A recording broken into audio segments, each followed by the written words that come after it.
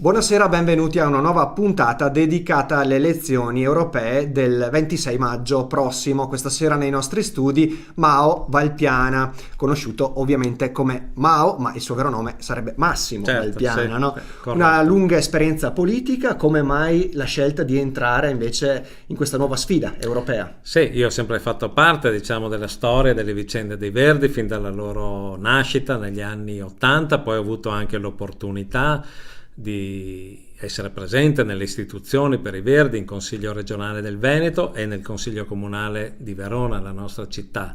Oggi i Verdi si presentano a questo nuovo appuntamento europeo molto importante, decisivo per il futuro di tutti noi, e la novità è che ci presentiamo con il simbolo dei Verdi europei, cioè ci presentiamo in tutti i 28 paesi come partito europeo, già federato, quindi non come espressione nazionale alla ribalta in Europa. E quindi è la prima sulla scheda, è l'unico partito europeo. Votando il girasole e la scritta Europa Verde si vota un partito europeo. Anche questa motivazione mi ha convinto a partecipare insieme a tante nuove espressioni, a tantissimi giovani, a questa lista, per dare anche l'idea di continuità e delle nostre radici che guardano al futuro. Tra l'altro alcuni temi trattati quasi con una visione pionieristica dai Verdi anni fa stanno diventando sempre più di attualità. Ricordiamo alcuni punti fermi anche del vostro programma politico. Sì, due in particolare ne citerei: l'ambiente e la pace. La questione ambientale è sotto gli occhi di tutti, bisogna riuscire in qualche modo a superare questo problema delle variazioni climatiche dovute a troppa presenza di CO2 in atmosfera, cioè a troppa attività umana che butta anidride carbonica. Quindi nel nostro programma c'è il raggiungimento di quelli che erano gli obiettivi della Convenzione di Parigi, quindi passare entro il 2050 integralmente dalle fonti fossili, abbandonare il carbone, abbandonare il petrolio, abbandonare il diesel per i mezzi di mobilità, e passare integralmente alle energie rinnovabili. Questo non solo è possibile, è doveroso, e sarà anche un'occasione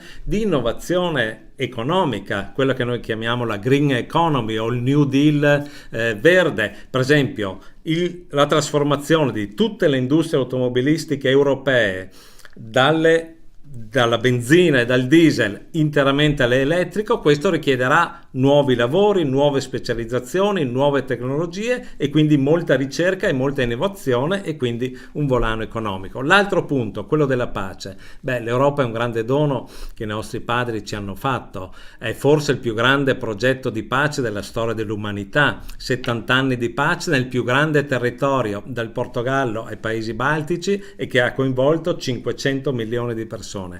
Questa pace noi dobbiamo perseguirla, dobbiamo mantenerla, e proprio oggi che stanno crescendo nuovi muri, che ci sono rumori di guerra fuori dai confini dell'Europa, l'Europa può avere nel mondo, tra gli Stati Uniti, la Russia e la Cina che si affaccia là in fondo, un ruolo importante come potenza di pace. Pensando all'Europa come istituzione, cosa le piace di questa impostazione fino a questo momento almeno, e cosa invece cambierebbe? Sì, dell'Europa dobbiamo accettare e verificare che è stato un grande laboratorio di convivenza, di mescolamento, popoli diversi, culture diverse, lingue diverse, e si è riusciti in questo grande progetto di integrazione che è via via cresciuto negli anni. Siamo partiti in 6, in 12, oggi siamo 28 paesi, e questo è un dono di cui veramente dobbiamo ringraziare.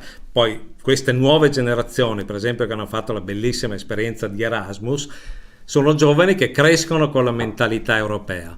L'errore forse dell'Europa è stato quello di puntare molto su un'unità economica e meno su quella politica, e questo ha creato delle disparità, perché in Europa ci sono i paesi, soprattutto quelli della sponda sud, la Grecia, la Spagna, in parte anche l'Italia, che hanno una velocità forse diversa di altri paesi, e il fatto che il timone l'abbia tenuto in mano l'asse franco-tedesco, non ha fatto bene. Bisogna riequilibrare anche dal punto di vista politico e culturale. Noi diciamo che la prossima legislatura europea dovrà essere quella anche che varerà la nuova Costituzione, perché abbiamo delle istituzioni legislative, il Parlamento e la Commissione che amministra, ma ci vuole una Costituzione, e il grande dibattito politico e sociale che deve coinvolgere tutti gli europei può andare in questa direzione di una maggiore integrazione.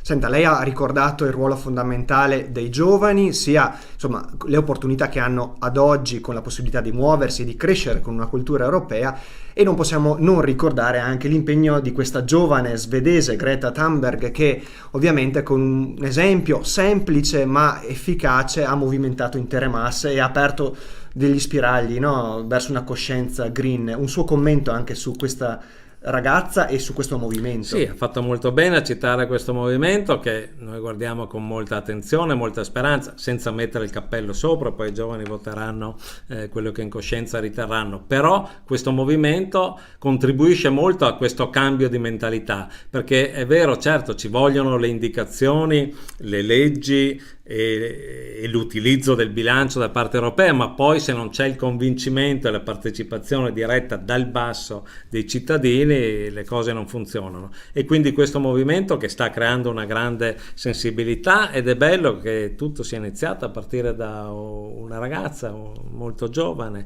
che ha avuto questa intuizione e che i suoi coetanei hanno immediatamente raccolto. Ecco, questo ci dà molta speranza. Noi, per esempio, tra le nostre proposte, oltre a potenziare il progetto Erasmus, abbiamo quello di un servizio civile europeo che riguardi proprio i giovani, ragazzi e ragazze e stranieri, i nuovi europei che arrivano nella nostra terra, un servizio civile europeo indirizzato soprattutto nelle questioni dell'ambiente, che creano esperienze e attività, la tutela del territorio, la prevenzione, la cura, il riutilizzo.